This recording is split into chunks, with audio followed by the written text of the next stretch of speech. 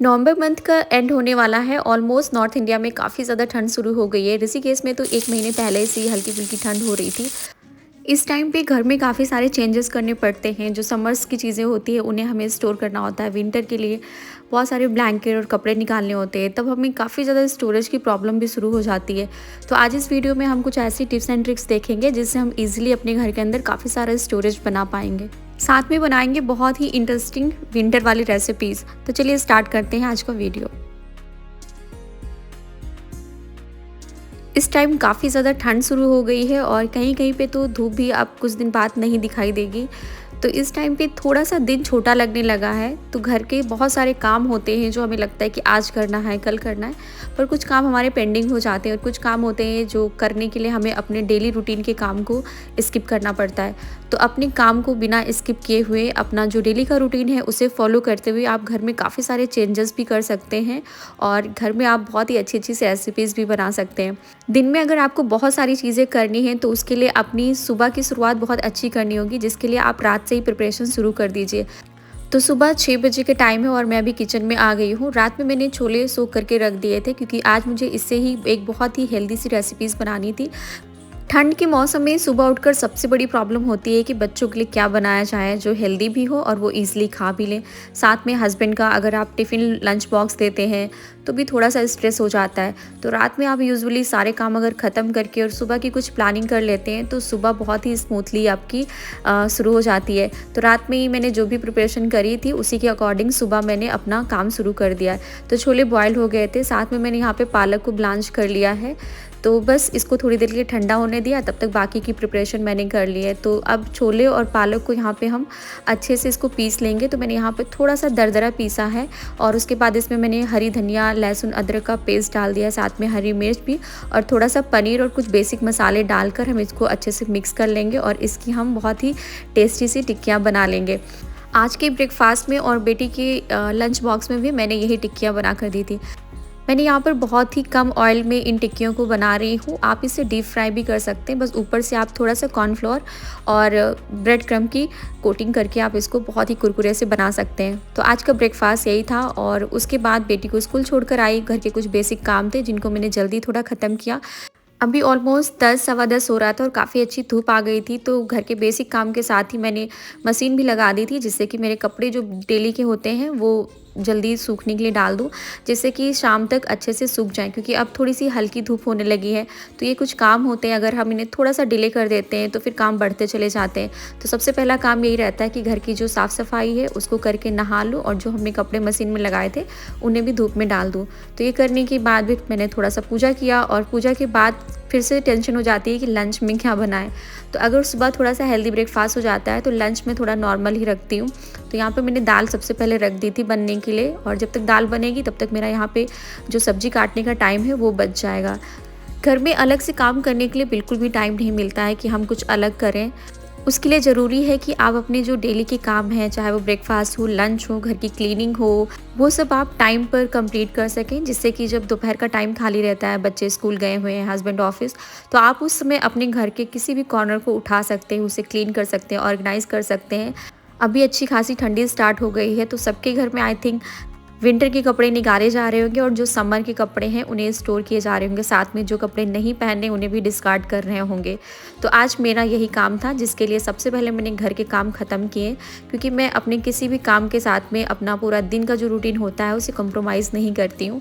तो सबसे पहले मैंने लंच यहाँ पे जो बनाना था उसकी तैयारी कर ली थी, तो वो बना लिया है और उसके बाद थोड़ा-सा अपना भी केयर करना ज़रूरी है। विंटर स्टार्ट हो गए, काफ़ी ज़्यादा स्किन जो है वो रफ़ हो जाती है, तो मैंने अपनी वैनिटी में कुछ चीज़ें ऐड कर ली हैं, जैसे कि एलोवेरा जेल, बोरोलीन, बोरो प्लस, साथ में ग्लिसरीन। ये सब काफ़ी अच्छी चीज़ें हैं जो कि स्किन को काफ़ी ज़्यादा हाइड्रेट और मॉइस्चराइज रखती हैं। लंच भी यहाँ पे बन गया था। जो बर्तन निकले थे उनको मैंने सिंक में डाल दिया है और ये कुछ मैंने कल काम किया था जो मुझे टाइम नहीं मिल पाया था दोबारा इनको ऑर्गेनाइज़ करने के लिए।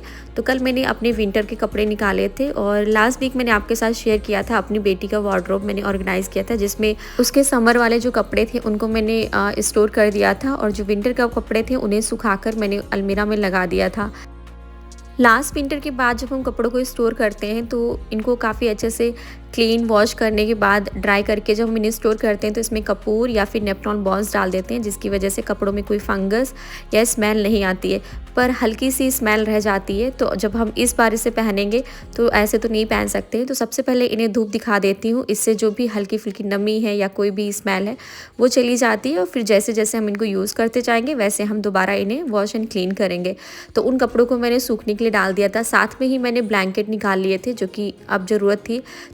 लास्ट ईयर ये ब्लैंकेट को यूज़ करने के बाद जब हम लास्ट में स्टोर करते हैं तो अगर हम उन्हें पहले से ड्राई क्लीन करा के रखते हैं तो जब आपको इस टाइम निकालना पड़ेगा तो कोई भी टेंशन नहीं होगी।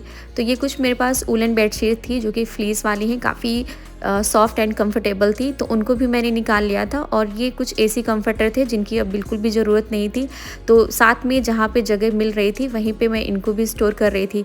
तो जो चीज़ें आपने पहले से स्टोर करके रखी है और उनको निकालना है, वहाँ पे जगह मिल रही है तो आपको जो यूज़ में चीज़ें नहीं है उन्हें आप वहीं पर स्टोर कर सकते हैं। तो इस तरह से थोड़ा थोड़ा आप अपने घर के अंदर स्टोर बना सकते हैं। ये एक ट्रंक है जिसके अंदर बस मैं वही चीज़ें रखती हूँ जो मुझे डेली नहीं निकालनी रहती हैं, जैसे ब्लैंकेट और कुछ मैंने अपनी साड़ियाँ भी रखी हैं जो कि पार्टी वेयर वगैरह है। तो यहाँ पे ब्लैंकेट को मैंने निकाल लिया और सबसे पहले मैंने इनको धूप लगाई, क्योंकि थोड़ा सा धूप में जब कपड़े लग जाते हैं तो आप इनको घर के अंदर काफ़ी अच्छे से ऑर्गेनाइज़ कर देते हैं, तो आपको टेंशन नहीं रहती, किसी भी तरह की स्मेल भी नहीं आती है। तो ये काम आप ज़रूर करिए।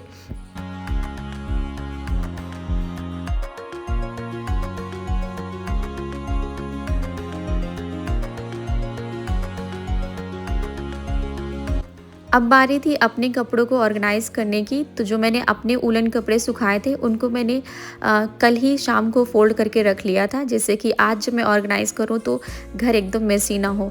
तो इसमें कुछ मेरे रेगुलर वेयर वाले कपड़े हैं, कुछ ऐसे हैं जो अभी हम विंटर में पहन सकते हैं, और ये नीचे के जो कपड़े हैं ये मैंने कुछ निकाल के रखे थे जो कि कॉटन के हैं और अब विंटर में यूज़ में नहीं आएंगे।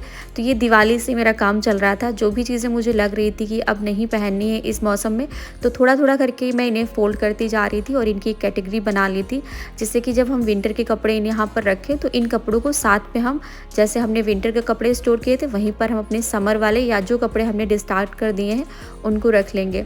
तो मेरे पास ये वाला सेक्शन जो है काफ़ी बड़ा है और इसमें मेरे काफ़ी सारे कपड़े आ जाते हैं।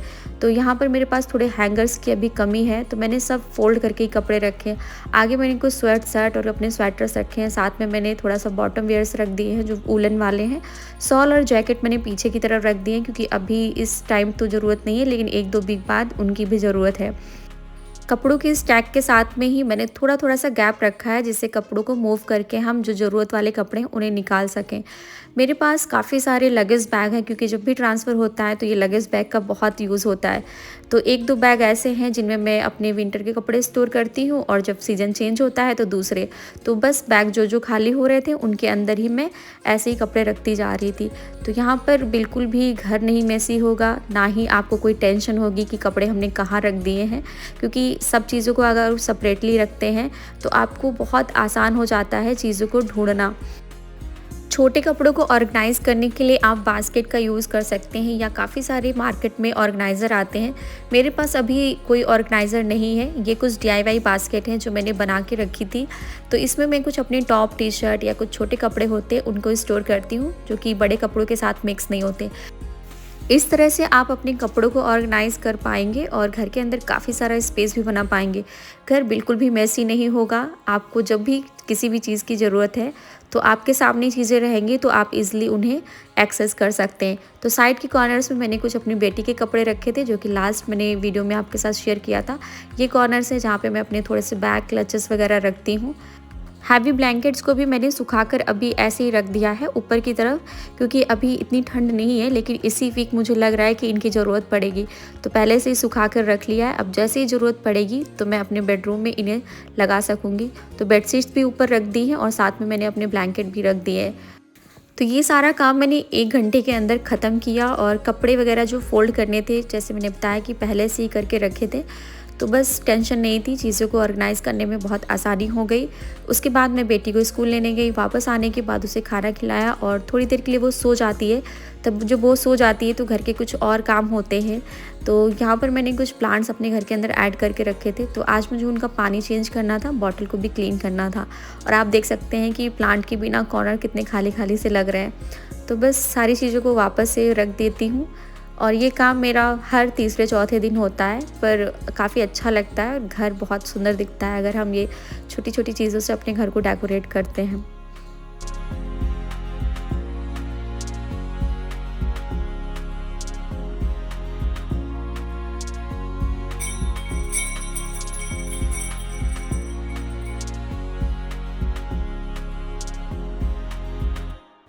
तो अभी शाम हो गई थी और जब आरसी सोती है तो मैं घर के बाकी सारे काम कर लेती हूँ। जैसे किचन को साफ़ कर लिया, जो कपड़े डेली वाले सूखने के लिए होते हैं उन्हें भी फ़ोल्ड करके रख देती हूँ।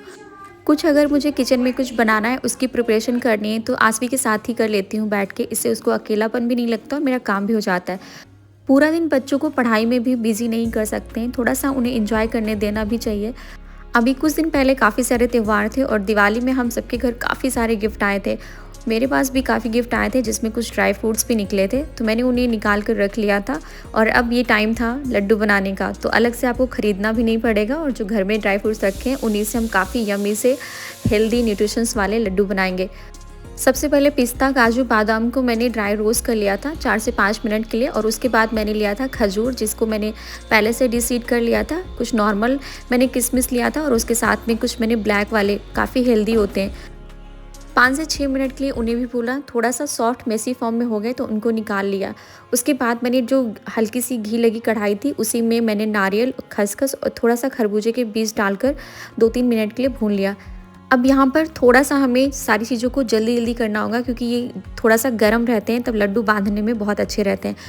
खजूर और किशमिश को भी पीस लिया था और उसके बाद इसमें मैंने एक बड़ा-सा चम्मच गरम घी लिया और सारी चीज़ों को एक साथ मैंने जल्दी से मिक्स किया, क्योंकि अगर आप थोड़ा-सा डिले करेंगे तो लड्डू नहीं बंधेंगे।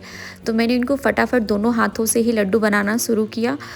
5 से 6 मिनट के अंदर ही ये लड्डू काफ़ी अच्छे से बन के तैयार हो गए और मैंने थोड़ी देर इन्हें सेट होने के लिए रख दिया था, क्योंकि घी है तो घी इसे, अब ठंडा मौसम है ना, तो काफ़ी अच्छे से बाइंड कर देगा, तो ये बाद में टूटेंगे नहीं। और इसी के साथ जो किचन मेसी हुआ था उसको भी मैंने फटाफट क्लीन किया। तो ये छोटी छोटी हैबिट्स हैं जिनको मैं फॉलो करती हूँ और काफ़ी अच्छे से अपने घर को रखती हूँ, अपनी बेटी को भी पढ़ाती हूँ, उसके साथ टाइम इन्जॉय करती हूँ और काफ़ी अच्छी रेसिपीज़ बनाती हूँ, जिससे पूरी फैमिली भी खुश रहती है और मैं भी खुश रहती हूँ। तो यहाँ पर जब तक मैंने लड्डू बनाए तब तक आसवी का टीवी टाइम भी ख़त्म हो गया था और अब उससे डिमांड थी कि मेरे लिए मम्मी कुछ बनाओ। तो यहाँ पर आटा वाला जो नूडल्स आता है ना, वो लेकर आई थी। तो मैंने उसके लिए जब तक नूडल्स बनाए तब तक फटाफट बर्तन क्लीन किया और उसके बाद लड्डू भी सेट हो गए थे। तो लड्डू को मैंने एक कांच के कंटेनर में रख दिया और उसके बाद अभी शाम हो गई थी तो थोड़ा सा मैं छत पे ही वॉक कर लेती हूँ और आसवी अपनी साइकिल चलाती है। आई होप आप लोगों को आज का वीडियो पसंद आया होगा। अगर आप मुझे पहली बार देख रहे हैं तो प्लीज़ चैनल को सब्सक्राइब कर लीजिए और मैं मिलती हूँ आपसे एक इंटरेस्टिंग नए वीडियो के साथ। तब तक के लिए bye bye and take care.